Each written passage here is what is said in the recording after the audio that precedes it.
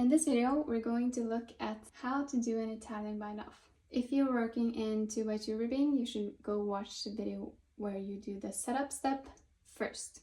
When doing Italian bind-off, the cast-off edge will be very stretchy and also pretty much invisible compared to casting off in rib, where you can see that there's a line where you've cast it off. When doing an Italian bind-off, the steps can at first look a bit confusing, but I promise you, when you've learned it, you know how to do it, and also if you know the Kitchener stitch, the steps are pretty similar.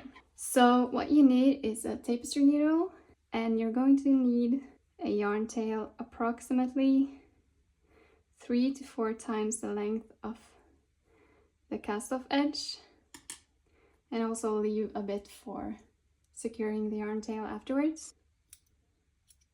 So the first 2 steps is just setup steps, where step 1 is to go through the first stitch, which should be a knit stitch, purlwise, which means from right to left. That's the first setup step. The second setup step is to go through the second stitch, the purl stitch, knitwise. I first bring the yarn to the front between the 2 stitches before going through that second stitch from left to right, which means going through it knitwise.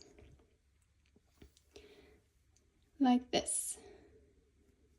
After these 2 setup steps, I'm ready to do the Italian bind-off.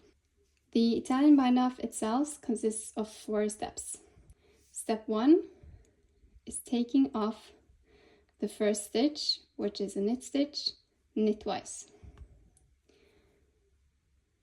The second step is going through the now second stitch on the needle, which also is a knit stitch, purlwise.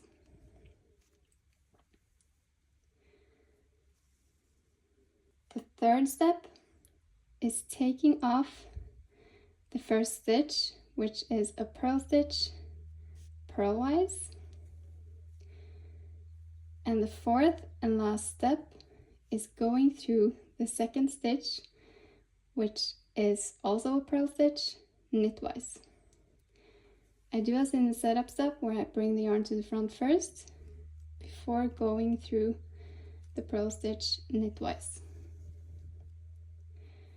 So that is the 4 steps of the Italian bind-off, which you repeat until all stitches are casted off. Step 1, going through the first stitch knitwise, taking it off, then going through the second stitch purlwise, taking off the first stitch purlwise, and then going through the second stitch knitwise. Step 1, taking off the first stitch, which is a knit stitch, knitwise. Step 2, going through the second stitch purlwise. Step 3, taking off the first stitch purlwise. And step 4, go through the second stitch knitwise.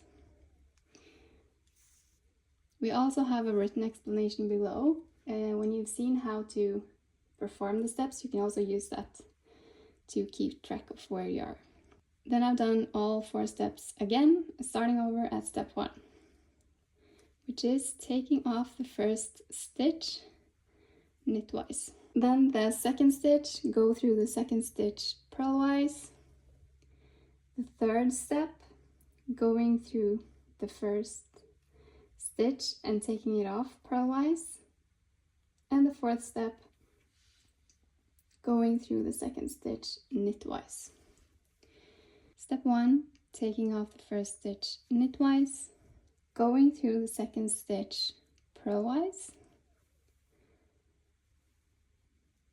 and then taking off the first stitch purlwise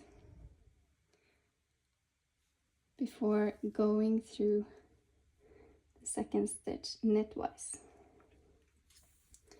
And when you reach the end here, you just continue the steps until you have no more stitches to cast off. If you're working in the round, you can go through the first stitch that you casted off when reaching the very last step. We have a video to show you that as well. But when knitting back and forth, I just take off the knit stitch knitwise and then taking off the purl stitch purlwise. And then the bind off edge looks like this.